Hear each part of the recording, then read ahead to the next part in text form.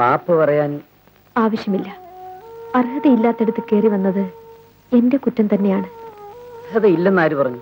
എനിക്കറിയാം. അർഹത ഉണ്ടായിരുന്നെങ്കിൽ പറയൂ.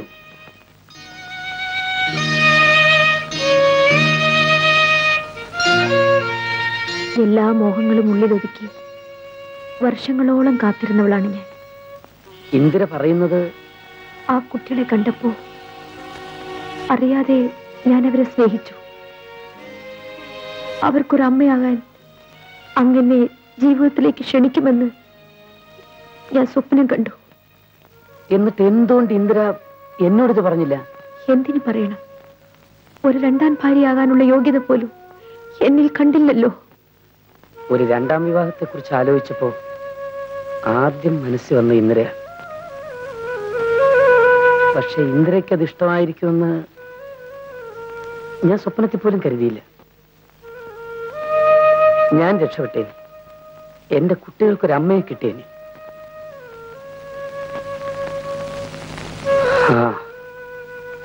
നമ്മൾ രണ്ടുപേരും ഭാഗ്യമില്ലാത്തവരായിപ്പോയി.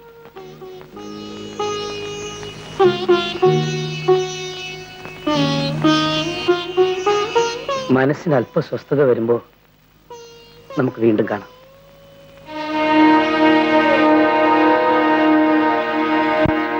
ഞാൻ ഭാഗ്യമില്ലാത്തവളാണ് ടീച്ചർ.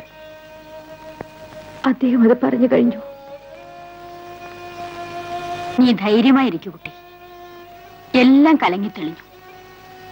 നിന്റെ പ്രഭ നിന്നെ തേടി വരും. എനിക്ക് പൂർണ്ണ വിശ്വാസമുണ്ട്. വേണ്ട ടീച്ചർ, അത് വേണ്ട. അദ്ദേഹത്തിന്റെ ജീവിതത്തിലേക്ക് ഇനി കടന്നു കയറാൻ ഞാനില്ല. പ്രഭയ്ക്ക് വേണ്ടി നീ വർഷങ്ങളോളം കാത്തിരുന്നില്ലേ? ആ കാത്തിരിപ്പ് എന്നെ അവസാനിച്ചു ടീച്ചർ. അദ്ദേഹം ആ കുഞ്ഞുങ്ങൾക്ക് വേണ്ടി ഒരമ്മയെ കണ്ടെത്തി. അതിലെനിക്ക് പരാതിയില്ല.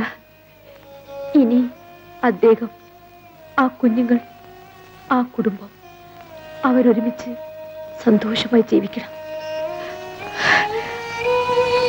അവർക്ക് വേണ്ടി ഞാൻ പ്രാർത്ഥിക്കുന്നു. ഇന്ദിരേ, എന്റെ മുഖത്ത് നോക്കി പറയൂ, ഒരു ദിവസമെങ്കിലും നിനക്ക് ആ കുട്ടികളെ കാണാതിരിക്കാൻ സാധിക്കുമോ?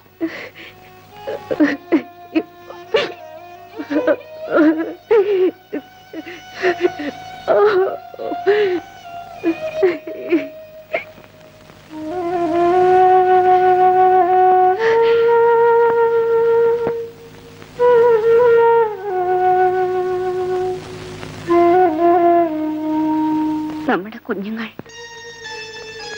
നമ്മുടെ സ്നേഹം.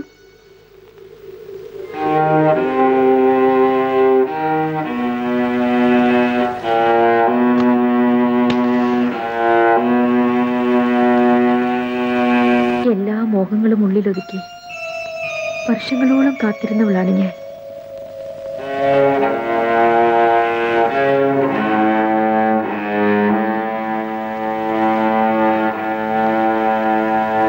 രണ്ടാം ഭാര്യ എപ്പോഴും രണ്ടാം അമ്മയായിരിക്കും.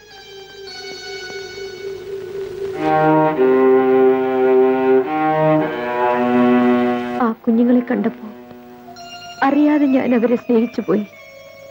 അവർക്കൊരമ്മയാവാൻ എന്നെ ജീവിതത്തിലേക്ക് ക്ഷണിക്കുമെന്ന് ഞാൻ സ്വപ്നം കണ്ടു.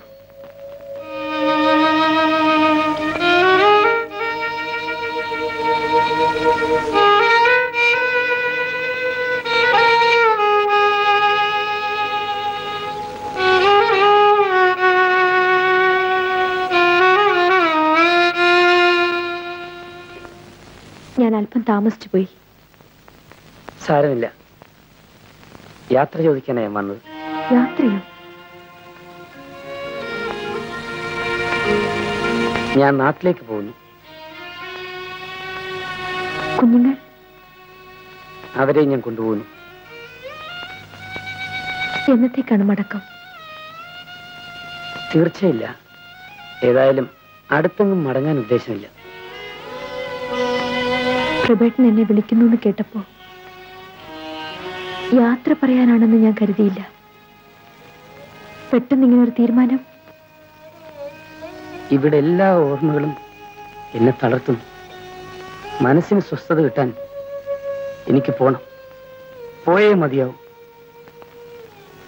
പോകാനിടമില്ലാത്തത് എനിക്കാണ്. ജീവിതത്തിന്റെ അർത്ഥം എന്നേ നഷ്ടപ്പെട്ടു കഴിഞ്ഞു. കുഞ്ഞുങ്ങളെ കൊണ്ടുവന്നില്ലല്ലോ? ഇല്ല. ഇന്ദിര ഇനി അവരെ കാണാൻ പാടില്ലെന്ന് എനിക്ക് തോന്നി.